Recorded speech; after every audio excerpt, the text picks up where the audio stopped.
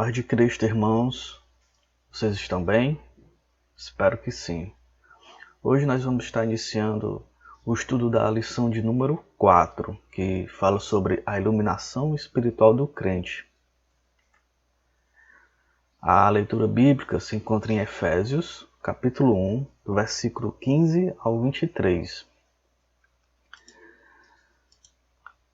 que diz assim: Pelo que, ouvindo eu também a fé que entre vós há no Senhor Jesus e o vosso amor para com todos os santos, não cesso de dar graças a Deus por vós, lembrando-me de vós nas minhas orações, para que o Deus de nosso Senhor Jesus Cristo, o Pai da glória, vos dê em seu conhecimento o espírito de sabedoria e de revelação, tendo iluminados os vossos olhos dos vossos entendimentos, para que saibais qual seja a esperança da sua vocação e quais as riquezas da glória da sua herança nos santos, e qual a sobreexcelente grandeza do seu poder sobre nós, os que cremos, segundo a operação da força do seu poder.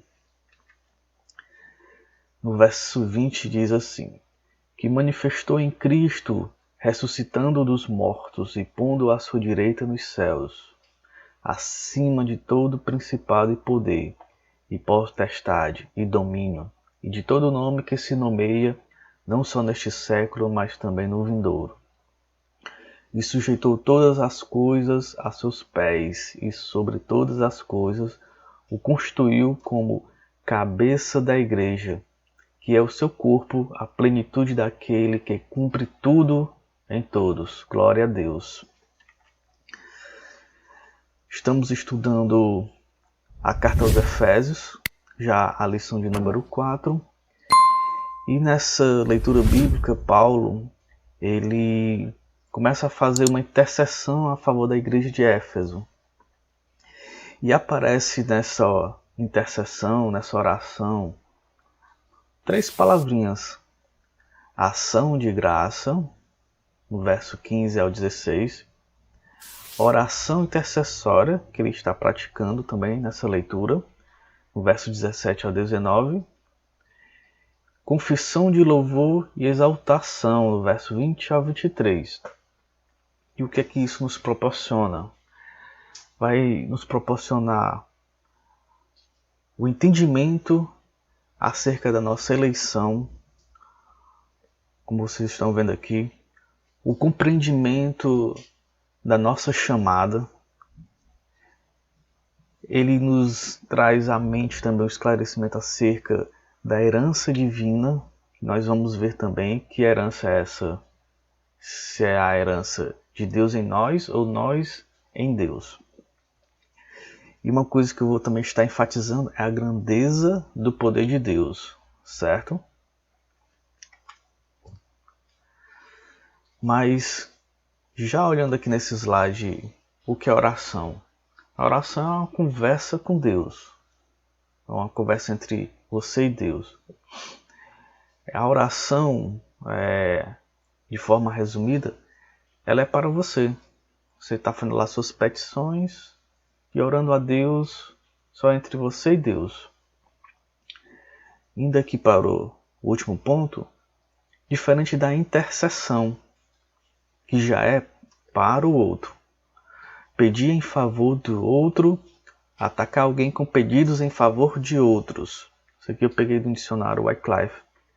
Atacar alguém com pedidos em favor de outros. Olha aí que interessante, né? Você interceder a favor de alguém, né? Se atacar com pedidos em favor de outros. E também temos aqui a ação de graça, que é uma gratidão. Reconhecer a sua incapacidade de fazer alguma coisa e a capacidade que Deus tem de resolver as minhas situações. Isso é a ação de graça. Você reconhece que eu não sou capaz de resolver tal coisa, mas Deus ele é capaz de resolver esse problema. Então você está dando ações de graças, está dando um reconhecimento à sua incapacidade de fazer alguma coisa e a capacidade que Deus tem de resolver as nossas situações. Deu para compreender, irmãos?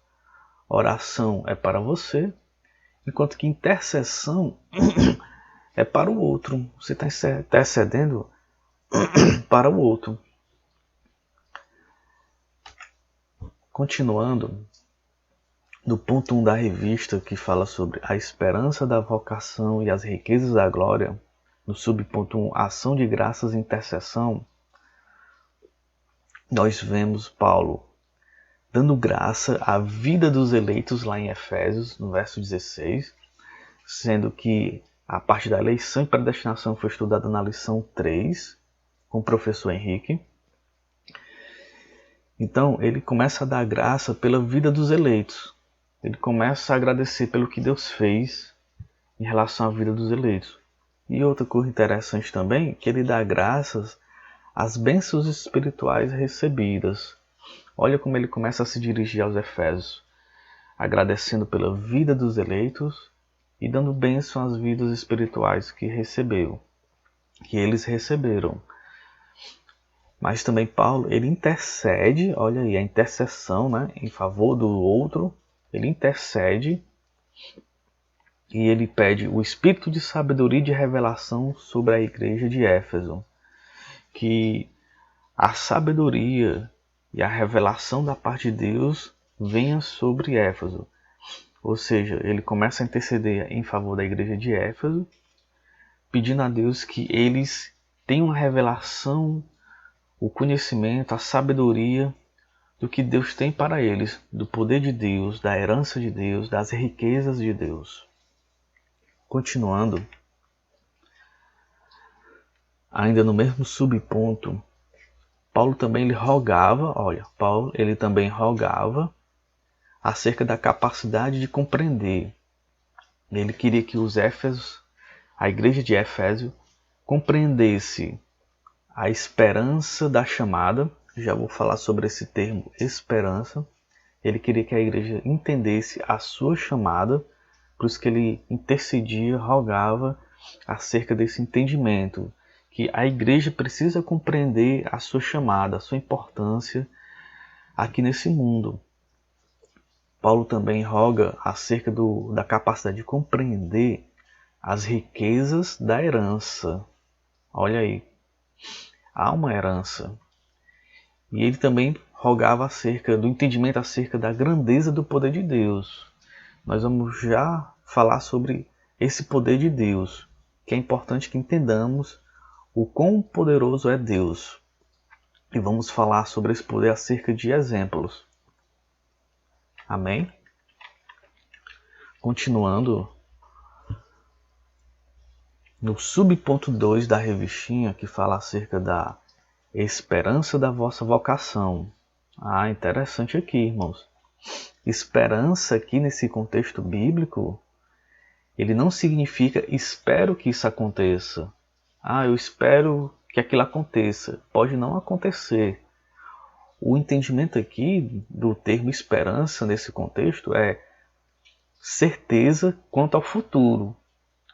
Nós temos a esperança do nosso chamado, da nossa vocação, mas isso é uma certeza quanto ao futuro. Não é que você espera que aconteça o chamado, a vocação. Não. Ela é certeza de que nós fomos vocacionados por Deus em Cristo e temos essa esperança acerca das riquezas futuras. Certo? Então a esperança aqui é uma certeza quanto ao futuro. Muito importante, irmãos, compreender esse contexto aqui. Esperança, ela é algo acerca da certeza quanto ao futuro. Amém? Continuando. Quanto à esperança ainda também, nós temos 3 aspectos a ser falado. Primeiro, Deus chamou pessoas no passado por meio da eleição em Cristo. Nós fomos eleitos em Jesus Cristo. Cristo, quando subiu na cruz, ele nos proporcionou essa eleição, esse chamado para sermos salvos. Então nós fomos eleitos em Cristo, né? Nós temos essa certeza. Outro aspecto da esperança nesse contexto bíblico é que a chamada abrange serviço e santificação no presente. No passado, Cristo nos elegeu, mas aqui no presente, essa chamada ela abrange serviço e santificação no presente.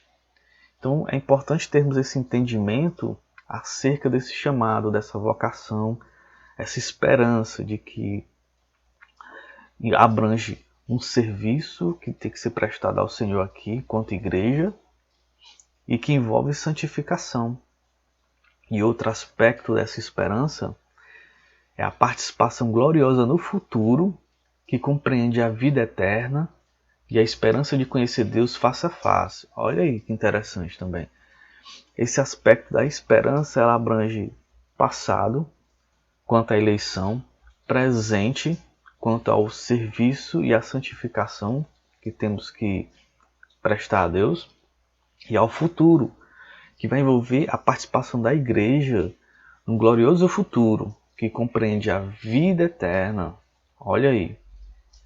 E a esperança, que é a certeza de que algo vai acontecer no futuro, a esperança de conhecer Deus face a face. Então a igreja ela tem essa esperança, essa certeza quanto ao futuro de que vai conhecer Deus face a face. Amém? Você tem essa esperança? Glória a Deus. Continuando, aqui no subponto 3, que fala sobre as riquezas da glória da sua herança, nós somos a herança de Deus. E aqui não é a herança que Deus outorga, mas a herança que Ele recebe. Importante entendermos isto. Essa frase não se refere à nossa herança em Cristo, mas à sua herança em nós. Como assim? A igreja é a herança de Deus. É isso que ele está querendo dizer aqui nesse contexto. Que nós somos a herança de Deus. A igreja é algo muito especial. Nós somos a herança de Deus, né? Glória a Deus por isso.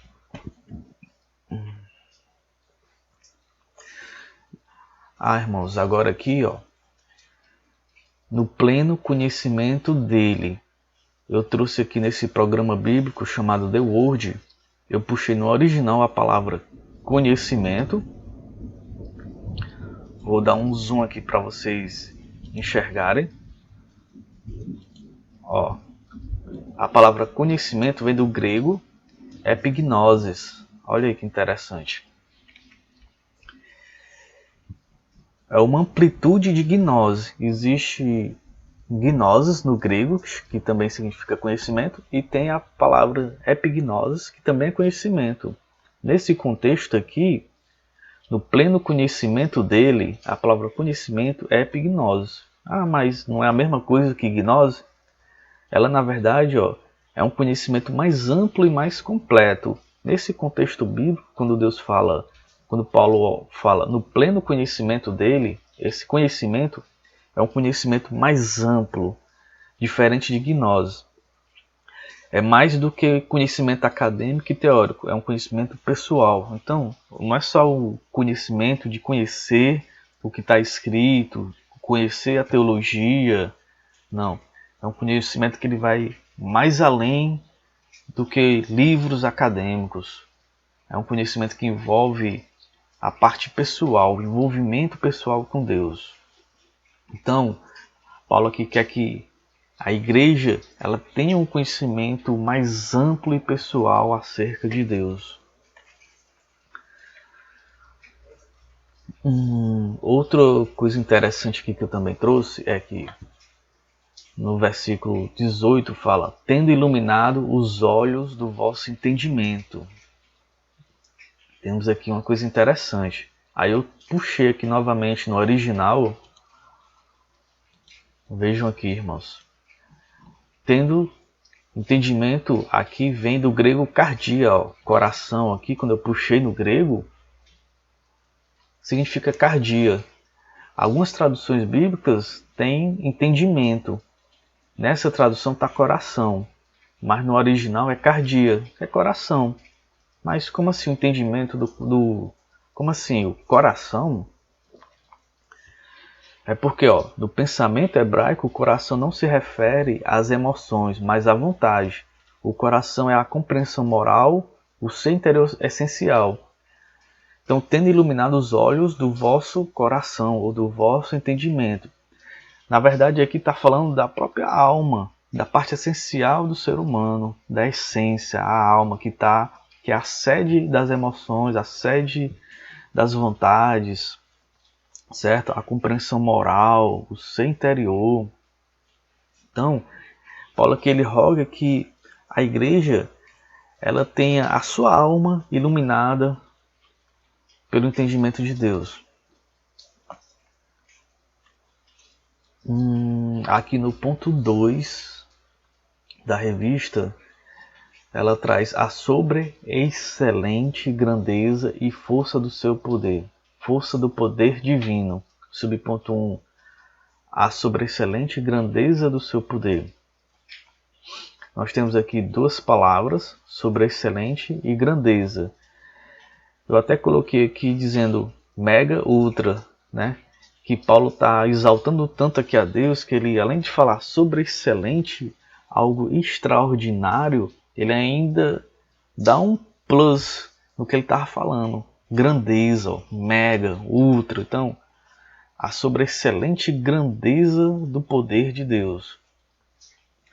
E nesse contexto aqui, ó, ele objetiva enaltecer a magnitude do poder de Deus que a tudo sobrepuja. Nossa, glória a Deus. Lá em Mateus 26, 64, diz assim: Respondeu-lhe Jesus: Tu disseste, entretanto, eu vos declaro que desde agora vereis o Filho do Homem assentado à direita do Todo-Poderoso e vindo sobre as nuvens do céu. Deus ele é conhecido pelo seu poder como o Todo-Poderoso. E Paulo aqui diz que fala sobre a excelente grandeza do seu poder. Eu vou já explorar essa palavra poder, certo?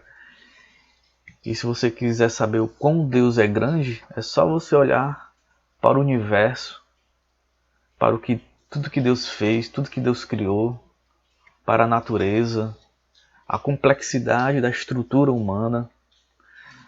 Mas apesar de isso tudo demonstrar o poder de Deus, vou já mostrar para vocês que tem ainda algo maior ainda que demonstra o quão Deus é poderoso.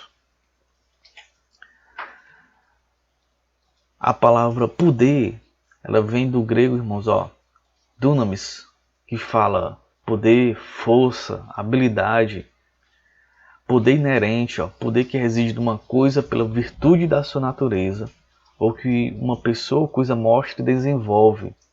Poder para realizar milagres. Deus ele tem poder para realizar milagres. E nesse momento de pandemia, né, temos que confiar no Senhor, que Ele é poderoso para nos curar, que Ele é poderoso para nos livrar. Glória a Deus. Somente um poder tão grande assim pode operar e concretizar as bênçãos espirituais inclusas na esperança da vocação e nas riquezas da herança. Somente um Deus tão poderoso pode nos dar certeza acerca da nossa vocação e das riquezas da herança futura. No subponto 2 fala a força do poder divino e aparece 3 vocábulos gregos. O grego energeia, que fala de operação, eficácia. O grego ixos, que fala de força. O grego kratos, poder. Isso tudo no versículo 19, quando ele diz, segundo a operação da força do seu poder. Interessante Paulo colocar tudo isso na mesma frase, né? Tentando demonstrar o quão Deus é poderoso, magnífico, excelente, sobreexcelente. Esses 3 vocábulos gregos, ó, energeia, operação eficaz, fala do poder em atividade. No grego também ixos, aqui, ó, a operação da força, fala de algo intenso, que não para, é um poder que está em atividade e que é intenso, ele não para.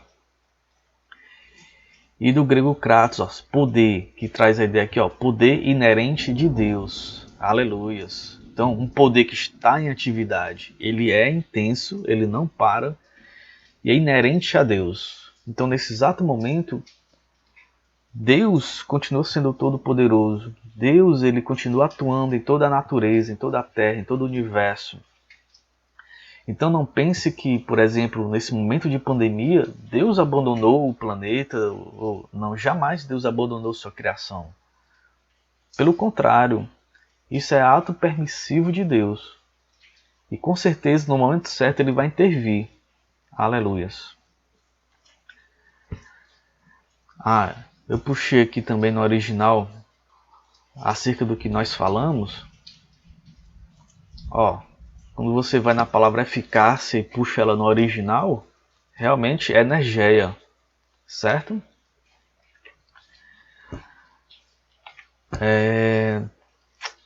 Também a palavra força,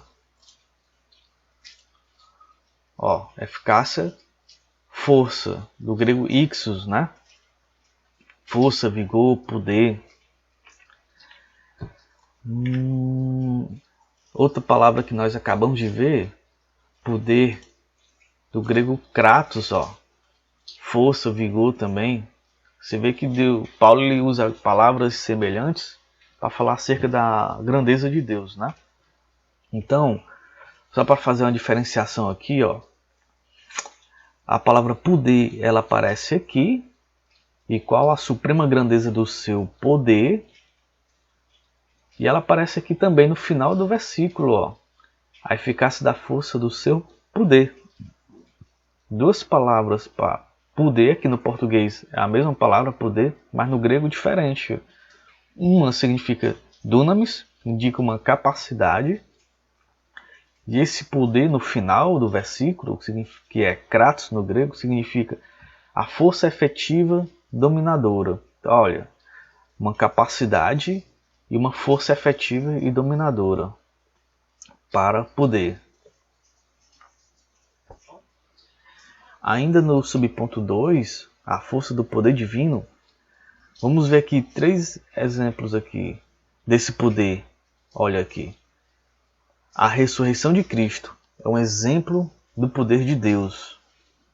Um grande exemplo, o maior dos exemplos. Outro exemplo do seu poder, sua ascensão à direita de Deus nos céus. O fato de Cristo estar à direita de Deus. Outro exemplo, sua elevação acima de todo domínio. Cristo está acima de tudo e de todos os domínios e potestades. Ele é soberano, ele é divino, supremo. Aqui eu coloquei aqui, a morte de Cristo é a principal demonstração do amor de Deus. Olha aí, a morte de Cristo, ela é a principal demonstração do amor de Deus. Mas olha aqui, mas a ressurreição é a principal demonstração do poder de Deus. Se a morte de Cristo foi o principal ato de amor de Deus, a sua ressurreição foi a principal demonstração do poder de Deus. Porque foi Deus que o ressuscitou, que o trouxe dos mortos e o colocou à sua direita, elevando-o acima de todo o domínio. Interessante que Cristo, na sua eternidade passada como Deus, ele se esvaziou da sua glória, desceu à terra, esteve aqui em humilhação na terra, foi humilhado, mas Deus, pelo seu poder, após a morte de Cristo, o ressuscitou, o colocou à sua direita, acima de todos os domínios e potestades, acima de tudo e de todos. Esse é o poder de Deus. Se você, quando está lendo o Êxodo, e você lê a passagem que Deus ele abre o mar vermelho, é o poder de Deus. Maior ainda é ele ter trazido Cristo dos mortos. Aleluia. Se você ler em Gênesis a criação dos céus e da terra, como Deus fez tudo no início, essa grandiosidade da criação, maior ainda é quando Deus o trouxe dos mortos, quando Deus o colocou à sua direita quando Deus o colocou acima de tudo e de todos, e quando Deus salvou a mim e a você. Esse é o poder de Deus. Maior do que toda a sua criação, o ato criador de criar, Ele ter nos resgatado, ter ressuscitado a Cristo, ter nos dado essa chance de sermos elegidos por Ele, de sermos resgatados, de termos a nossa natureza transformada. Aleluias. No ponto 3 da revista, Cristo, nosso exemplo de exaltação, no subponto 1, Cristo, as primícias dos que dormem, vamos falar aqui acerca da ressurreição de Cristo. Ó. Obra do poder de Deus, como a gente falou no slide anterior. É uma obra do poder de Deus. E eu trouxe aqui 3 versículos para demonstrar isso. Atos 2:24 diz assim: a qual, porém, Deus ressuscitou, rompendo os grilhões da morte, porquanto não era possível fosse ele retido por ela. Aleluias. Olha aí. Um exemplo, um versículo que fala sobre o poder de Deus acerca da ressurreição de Cristo. Quando Deus o ressuscitou, rompendo os grilhões da morte, porquanto não era possível que a morte o contesse. E Deus rompeu isto. Por isso que ele foi às primícias. E diante disto, ele abriu portas para que nós também rompêssemos a morte eterna. Já eu falo mais sobre isso. Outro versículo é em Atos 3:26 que diz assim: tendo Deus ressuscitado o seu servo, enviou-o primeiramente a vós outros para vos abençoar, no sentido de que cada um se aparte das suas perversidades. O outro objetivo desse poder de Deus de ter trazido o Cristo dos mortos é acerca das perversidades, para que cada um se aparte das suas perversidades e sejamos transformados. Em Atos 17:31 diz assim: porquanto estabeleceu um dia em que há de julgar o mundo com justiça, por meio de um varão que destinou e acreditou diante de todos, ressuscitando dentre os mortos. Mais um versículo bíblico falando sobre o poder de Deus que o trouxe dos mortos, que o ressuscitou. Glória a Deus. Outra coisa, primícias dos que dormem. Como assim primícias dos que dormem? Isso significa que Cristo foi o primeiro a ressuscitar e permanecer vivo. É isso que ele quer falar, a primícia dos que dormem. Porque ele foi trazido por Deus dos mortos, ou seja, ele morreu e ressuscitou, e nunca mais morreu.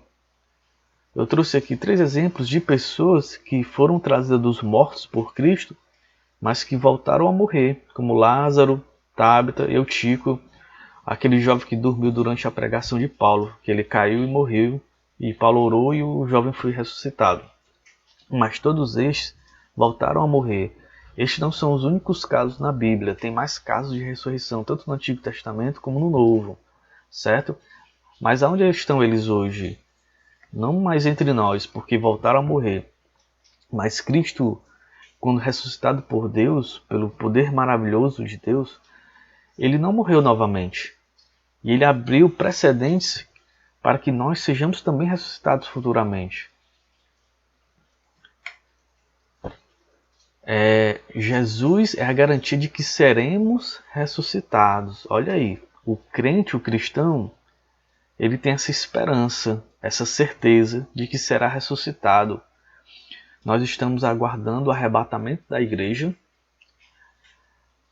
mas haverá, e no momento do arrebatamento vai acontecer a ressurreição daqueles que morreram em Cristo, daqueles que morreram salvos. Paulo diz a primícia dos que dormem, né? Aqueles que vão ser ressuscitados no momento do arrebatamento. Então, os salvos eles serão ressuscitados. Aleluias. E devemos crer nisto, irmãos. Que o arrebatamento ele está próximo e que nós iremos para os céus com Cristo. E aqueles nossos entes queridos que morreram salvos, eles serão ressuscitados e nós o veremos novamente. Lá em 1 Tessalonicenses 4,14 diz assim: pois se cremos que Jesus morreu e ressuscitou, assim também Deus, mediante Jesus, trará em sua companhia os que dormem. Olha aí. Isso aqui é uma promessa. Você crê nesta promessa de que Deus trará em sua companhia os que dormem? Isso é poder de Deus. Só Ele tem esse poder para trazer alguém do mundo dos mortos. Certo? E não só trazer, mas nós seremos transformados, teremos corpos glorificados, semelhante ao de Cristo na ressurreição. Isso. Corpos que não morrerão mais, que aguentarão a eternidade diante de Deus lá nos céus. Aleluias.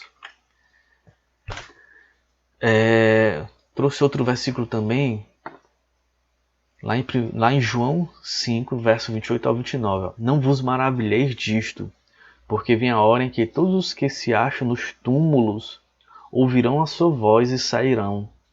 Os que tiverem feito o bem para a ressurreição da vida, e os que tiverem praticado o mal para a ressurreição do juízo. Você vê aqui que eu grifei aqui de amarelo 2 ressurreições. A ressurreição da vida ela vai ocorrer agora com arrebatamento.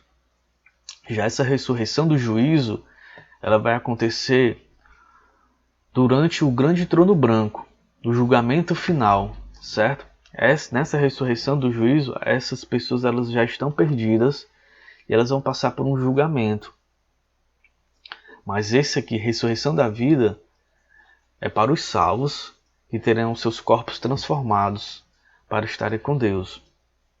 Por isso a urgência, irmãos, de estarmos evangelizando, repassando as boas novas, para que as pessoas tenham a oportunidade de conhecerem esse Cristo exaltado, para que eles não venham a passar pela ressurreição do juízo, que vai ser muito triste. Quem acordar nessa ressurreição, quem estiver nessa ressurreição, é porque já está condenado. Infelizmente. Que todos nós possamos estar aqui diante dessa ressurreição, a ressurreição da vida. Lá em Filipenses 3, verso 20 e 21 diz assim: Pois a nossa pátria está nos céus, de onde também aguardamos o Salvador, o Senhor Jesus Cristo, o qual transformará o nosso corpo de humilhação, para ser igual ao corpo da sua glória, segundo a eficácia do poder que ele tem de até subordinar-se todas as coisas. Certo? Eu falei aqui, aqueles que acordarem na ressurreição do juízo, não estou querendo dizer que eles estão dormindo, não, estão cientes. Lembra da parábola do rico e Lázaro? Onde houve aquela conversa que Deus permitiu, rico que estava lá no inferno, e Lázaro exaltado já por Cristo no céu, e teve aquela conversa que Deus permitiu. Isso mostra que eles não estavam dormindo, certo? Cristo é levado à direita de Deus no subponto 2. A entronização de Cristo ao lugar de maior honra sinaliza todo o seu poderio. Além de Cristo ter sido ressuscitado por Deus, de Deus o ter tirado do mundo dos mortos, a entronização de Cristo no lugar de maior honra sinaliza todo o seu poder. E ele está à direita de Deus. À direita de Deus Pai.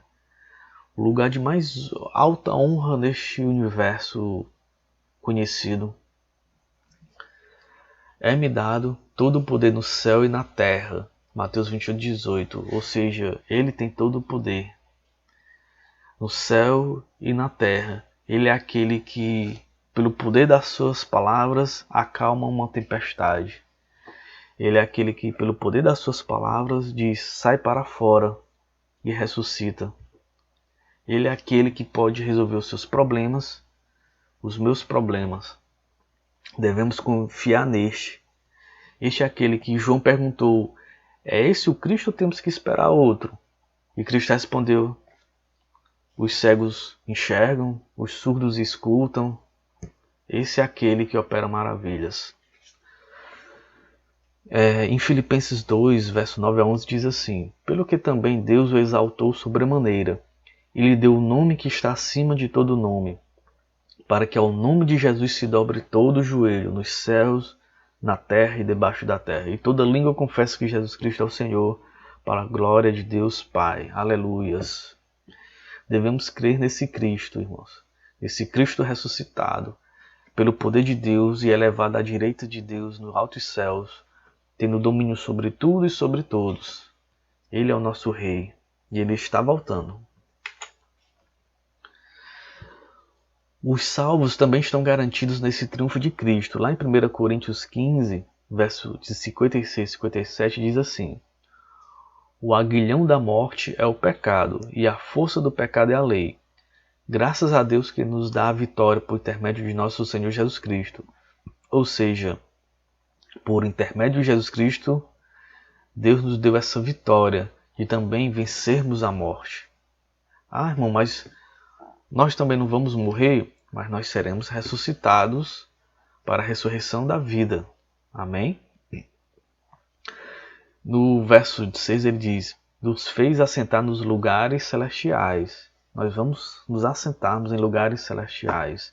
Devemos crer, irmãos. Não percamos a esperança acerca do que irá acontecer.